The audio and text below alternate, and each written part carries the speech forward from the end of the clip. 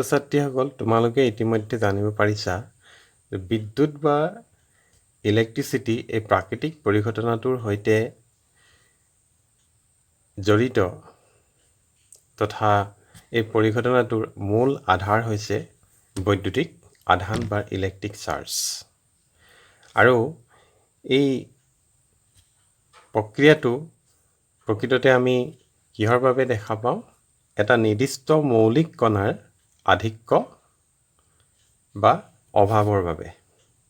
আৰু এই মৌলিক কণাটো 1830 চনত জে থমছন নামৰ এজন বিজ্ঞানীয়ে আৱিষ্কাৰ কৰিছিল। আৰু সেই মৌলিক কণাটো কি হৈছে? নাম কি? ইলেক্ট্ৰন। অ'কে, চ' ইলেক্ট্ৰনৰ আধিক্য বা অভাৱ ঘটিলে আমি প্ৰকৃততে পদাৰ্থ এটাত আধান পাওঁ, আৰু এই আধানে পদাৰ্থটোত বিদ্যুৎ বা ইলেক্ট্ৰিচিটি প্ৰাকৃতিক পৰিঘটনাটো প্ৰদৰ্শন কৰিব পাৰে। সন্মতিক্ৰমে এই ইলেক্ট্ৰনৰ আধান নিগেটিভ হিচাপে ধৰা হৈছে। আৰু কোনো এটা পদাৰ্থত যদি ইলেক্ট্ৰনৰ আধিক্য ঘটে অৰ্থাৎ ইলেক্ট্ৰনৰ সংখ্যা পদাৰ্থটোত সামান্য অৱস্থাত থকা ইলেক্ট্ৰনৰ সংখ্যাতকৈ কিছু পৰিমাণে বেছি হয়, তেন্তে পদাৰ্থটোক আমি কি বুলি ক'ম? ঋণাত্মকভাৱে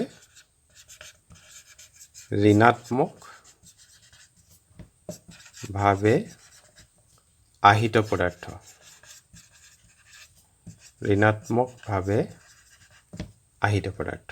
অ'কে, এইটো কেতিয়া ক'ম? যেতিয়া ইলেক্ট্ৰনৰ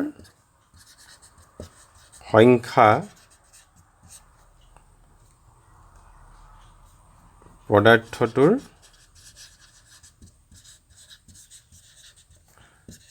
সাধাৰণ অৱস্থাতকৈ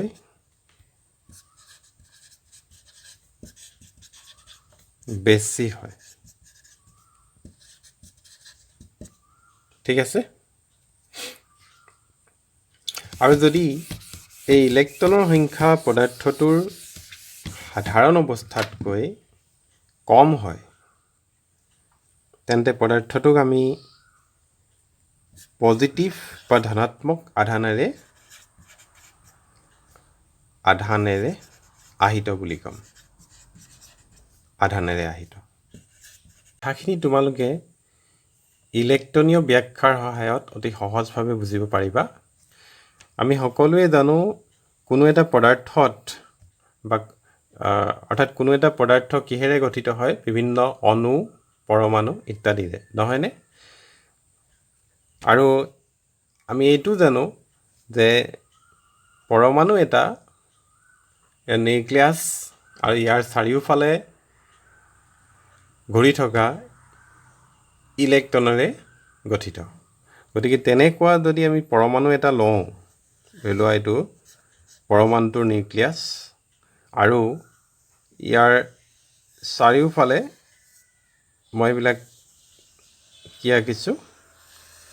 ইলেক্ট্ৰনৰ কক্ষপথ। এনেকুৱাকৈ ইলেক্ট্ৰনৰ কক্ষপথবোৰ আমি ব'ৰৰ মডেলৰ বা ব'ৰৰ আৰ্হিৰ সহায়ত আমি দেখুৱাব পাৰিম। ইয়াত আমি ইলেক্ট্ৰন দেখুৱাব পাৰোঁ। প্ৰথম খোলটোত তোমালোকে জানা, প্ৰথম খোলটোত মেক্সিমাম কিমান সংখ্যক ইলেক্ট্ৰন থাকে? 2টা, তাৰপাছত 8টা, এনেকুৱাকৈ ইলেক্ট্ৰনবোৰ থাকিব। অ'কে, এতিয়া চোৱা, যদি আমি কিবা প্ৰকাৰে অৰ্থাৎ ঘৰ্ষণৰ সহায়তে হওক বা অন্য যিকোনো প্ৰক্ৰিয়াৰে হওক, যদি ইয়াত থকা ইলেক্ট্ৰন এটাক বাহিৰলৈ উলিয়াই নিব পাৰোঁ, ঠিক আছে, ইলেক্ট্ৰন এটাক আমি বাহিৰলৈ উলিয়াই নিব পাৰোঁ, তেতিয়াহ'লে এই পৰমাণুটোত ইলেক্ট্ৰনৰ অভাৱ ঘটিবনে? ইলেক্ট্ৰনৰ অভাৱ ঘটা মানে পৰমাণুটো কি হ'ব? ইয়াত যদি ইলেক্ট্ৰন এটা নোহোৱা হৈ যায়, ইলেক্ট্ৰনৰ অভাৱ ঘটা মানে পৰমাণুটোক আমি কি বুলি ক'ম? ধনাত্মকভাৱে আহিত পৰমাণু বুলি ক'মনে? ঠিক একেদৰে যদি তেনেকুৱা ধৰণৰ প্ৰক্ৰিয়াৰ সহায়ত, অৰ্থাৎ ঘৰ্ষণ বা অন্য যিকোনো প্ৰকাৰৰ প্ৰক্ৰিয়াৰ সহায়ত আমি যদি ইলেক্ট্ৰন এটা বাহিৰৰ পৰা যোগান ধৰিব পাৰোঁ, তেন্তে পৰমাণুটো কি হ'ব? পৰমাণুটো নিগেটিভলি আহিত হ'ব। কিয়? কাৰণ ইলেক্ট্ৰনৰ সংখ্যা ইয়াৰ যিটো সাধাৰণ অৱস্থা আছিলে, সাধাৰণ অৱস্থাতকৈ ইলেক্ট্ৰনৰ সংখ্যা বৃদ্ধি পাইছেনে? গতিকে এই অৱস্থাত পৰমাণুটোক আমি কি বুলি ক'ম? ঋণাত্মকভাৱে আহিত পৰমাণু। এই গোটেই কথাখিনি তোমালোকে ইলেক্ট্ৰনীয় ব্যাখ্যাৰ সহায়ত অতি সহজে বুজিব পাৰা। তোমালোকে জানা যে যিকোনো পদাৰ্থ অণু পৰমাণুৰে গঠিত, আৰু পৰমাণু এটা যে নিউক্লিয়াছ আৰু ইয়াৰ চাৰিওফালে ঘূৰি থকা ইলেক্ট্ৰনেৰে গঠিত, তোমালোকে এই কথাটো ইতিমধ্যে গম পাইছা। আৰু এইটো আমি কোনটো আৰ্হিৰ পৰা, এই চিত্ৰটো যে কোনটো আৰ্হিৰ পৰা আমি আঁকিব পাৰিছোঁ তোমালোকে নিশ্চয় জানা। এইটো ব'ৰৰ পৰমাণু আৰ্হি অনুসৰি, হয়নে? এতিয়া চোৱা, যদি ইলেক্ট্ৰনৰ সংখ্যা, অৰ্থাৎ ইয়াৰ সাধাৰণ অৱস্থাত যিমান পৰিমাণৰ ইলেক্ট্ৰন এই পৰমাণুটোত আছিলে, আমি যদি কিবা প্ৰকাৰে ইলেক্ট্ৰন এটা পৰমাণুটোৰ পৰা বাহিৰলৈ উলিয়াই নিব পাৰোঁ, অৰ্থাৎ পৰমাণুটোত সাধাৰণ অৱস্থাত থকা ইলেক্ট্ৰনৰ সংখ্যাতকৈ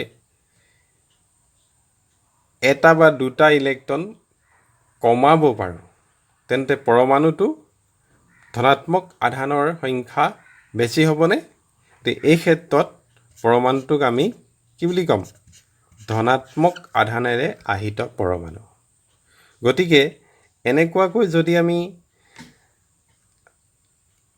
পদাৰ্থ এটাত থকা পৰমাণুবোৰৰ পৰা কিছু পৰিমাণে ইলেক্ট্ৰন বাহিৰলৈ উলিয়াই নিব পাৰোঁ, ঘৰ্ষণ প্ৰক্ৰিয়াৰ দ্বাৰাই হওক বা অন্য যিকোনো প্ৰক্ৰিয়াৰে হওক, তেন্তে পদাৰ্থটো কি হ'ব? ধনাত্মক আধানেৰে আহিত পদাৰ্থ হ'ব।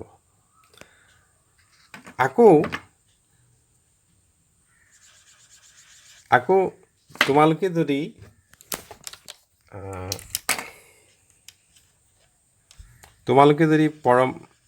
এনেধৰণৰ পৰমাণু এটাৰ পৰা, মই আকৌ পৰমাণুটো আঁকিছোঁ, এনেধৰণৰ পৰমাণু এটাত যদি বাহিৰৰ পৰা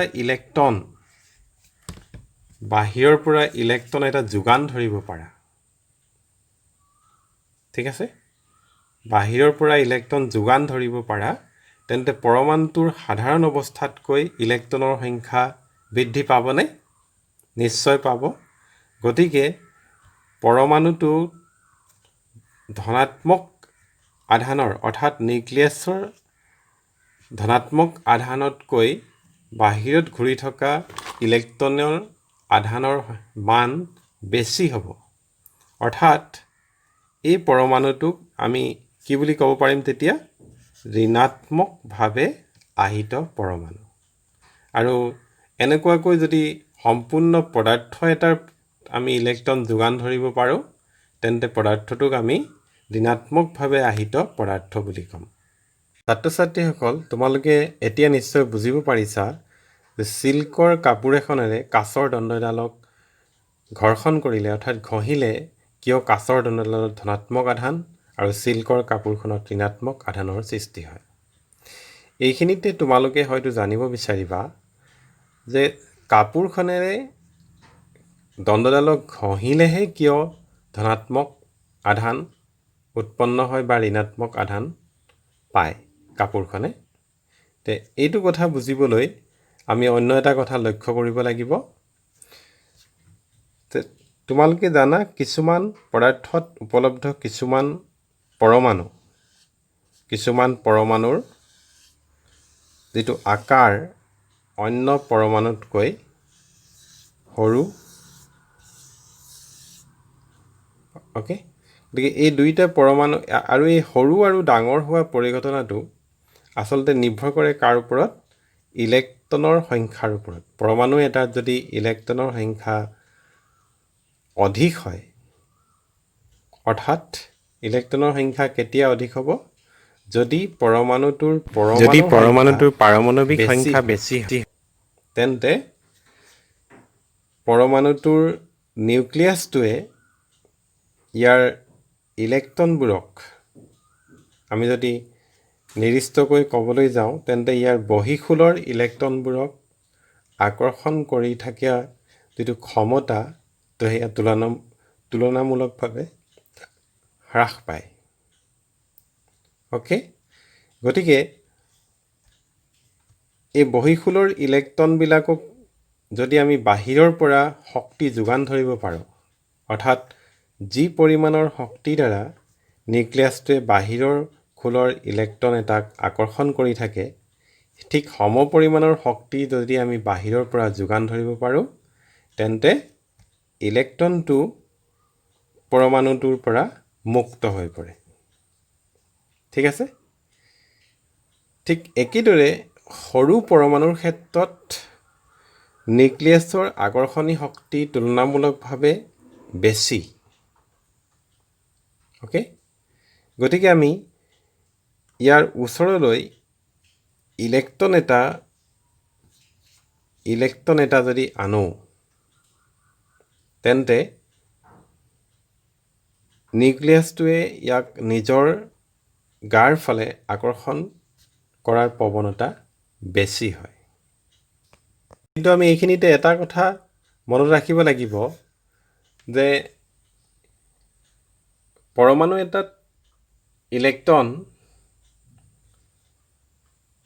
বাহিৰৰ পৰা বা পৰমাণুটোৰ পৰা ইলেক্ট্ৰন বাহিৰলৈ আমি অনায়াসে উলিয়াই নিব নোৱাৰোঁ ইয়াৰ বাবে আমাক কিহৰ প্ৰয়োজন হ'ব শক্তিৰ ঠিক আছে আৰু তোমালোকে জানা যে চিল্কৰ কাপোৰ এখনে কাঁচৰ দণ্ডডালক ঘৰ্ষণ কৰিলে বা ঘঁহিলে তাপ উৎপন্ন হয় হয়নে আৰু তাপ এবিধ শক্তি আৰু এই তাপ শক্তি যদি কাঁচৰ দণ্ডডালত থকা পৰমাণুবোৰৰ ইলেক্ট্ৰনৰ অৰ্থাৎ পৰমাণুবোৰৰ বহিঃখোলৰ ইলেক্ট্ৰনৰ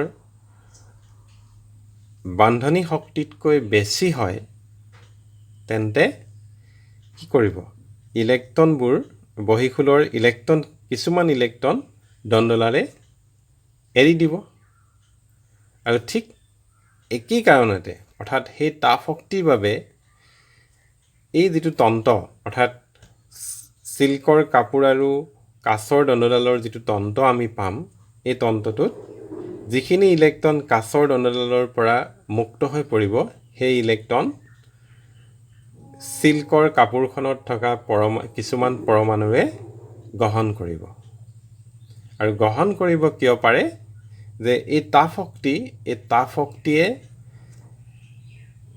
পৰমাণুত থকা ইলেক্ট্ৰনীয় বিকৰ্ষণ শক্তিক প্ৰতিৰোধ কৰিব পাৰিছে ইলেক্ট্ৰনীয় বিকৰ্ষণ শক্তি এই কথাটো তোমালোকে ধৰিব পাৰিছানে আমি জানো যে পৰমাণু এটাত এইটো হ'ল নিউক্লিয়াছ ইয়াৰ চাৰিওফালে এইবিলাক হ'ল ইলেক্ট্ৰনীয় কক্ষ ওকে তো ইয়াত আমি কি পাম ইলেক্ট্ৰন পাম গতিকে যেনেদৰে নিউক্লিয়াছে ইলেক্ট্ৰনবোৰক আকৰ্ষণ কৰি থাকে ঠিক তেনেদৰে ইলেক্ট্ৰনে বিকৰ্ষণো কৰি থাকে হয়নে গতিকে বাহিৰৰ পৰা ইলেক্ট্ৰন এটা যদি আমি এই পৰমাণুটোলৈ আনিব খোজোঁ তেন্তে এই ইলেক্ট্ৰনটোৱে এই পৰমাণুটোত থকা মুঠ ইলেক্ট্ৰনৰ বিকৰ্ষণী শক্তিৰ সন্মুখীন হ'বনে গতিকে এই ইলেক্ট্ৰনটোক পৰমাণুটোত যোগান ধৰিবলৈ হ'লে আমি কি কৰিব লাগিব এই ইলেক্ট্ৰনটোৰ শক্তি আমি এনেকুৱাকৈ বহাব লাগিব যাতে ই পৰমাণুটোত থকা মুঠ ইলেক্ট্ৰনৰ শক্তিক প্ৰতিৰোধ কৰিব পাৰে। ইমানখিনি কথা আলোচনাৰ পৰা তোমালোকে নিশ্চয় ভালদৰেই বুজিব পাৰিছা যে পদাৰ্থ এটাৰ আধান বুলি ক'লে আমি ডাইৰেক্টলি ইলেক্ট্ৰনক আমি নুবুজোঁ। আচলতে আমি কি বুজিম? ইলেক্ট্ৰনৰ সংখ্যা, অৰ্থাৎ পদাৰ্থটোত ইয়াৰ সাধাৰণ অৱস্থাতকৈ ইলেক্ট্ৰনৰ সংখ্যা বেছি আছে নে কম আছে, এইটোৰ ওপৰত নিৰ্ভৰ কৰি পদাৰ্থটোক আমি ঋণাত্মক আৰু ধনাত্মক আধানেৰে আহিত পদাৰ্থ বুলি ক'ম। গতিকে সাধাৰণ অৱস্থাত আমি যিবোৰ পদাৰ্থ পাম সেইবোৰ পদাৰ্থ প্ৰকৃততে কি হ'ব? পশম বা নিউট্ৰেল পদাৰ্থ। পশম পদাৰ্থ পাম।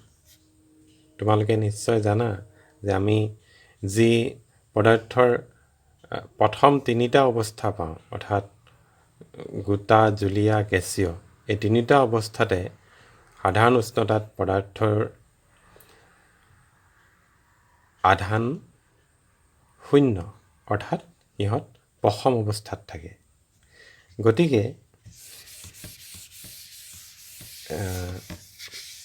কোনো পদাৰ্থৰ আমি যদি ভাগ কৰিবলৈ হয়, অৰ্থাৎ পদাৰ্থসমূহ আমি যদি শ্ৰেণীবিভাজন কৰিবলৈ হয় ইলেক্ট্ৰনীয়ভাৱে, তেন্তে আমি ক'ব পাৰিম ধনাত্মকভাৱে আহিত পদাৰ্থ, ঋণাত্মকভাৱে আহিত পদাৰ্থ আৰু নিউট্ৰেল পদাৰ্থ।